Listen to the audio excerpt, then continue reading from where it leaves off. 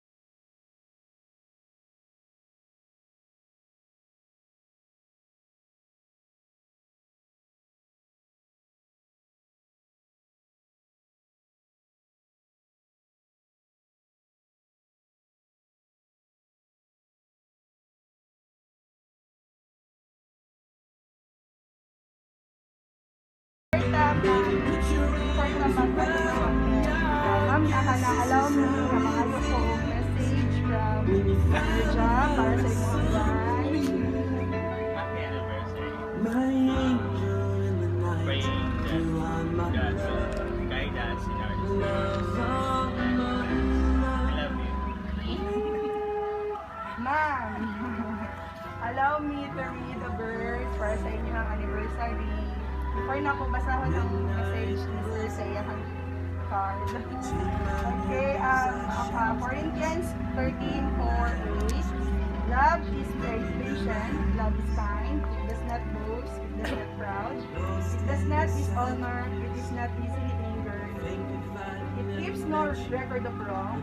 Love does not delight in evil, but rejoices with the truth, always protect, always trust, always hope, always persevere, love never anniversary.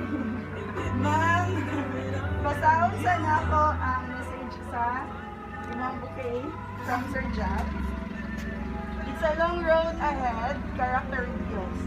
Challenges may rise, but no matter what it is, I wanna make it with you. Sweet. Okay, ma'am.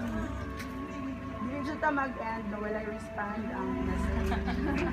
Sa imong gibati karon ma'am, sa imong gusto i-message sa imong husband. I mean like, I don't know, it's really ang friendship magkudang-hagapain sa ato, but no, how much I love you.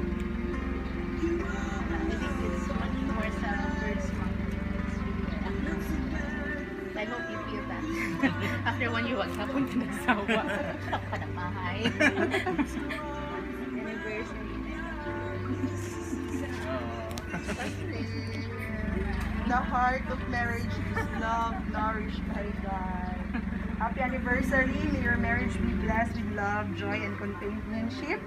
Yung palimang ganun na nagano din sa inyong friendship. So, for all the years of your lives, and enjoy and happy anniversary. God bless you.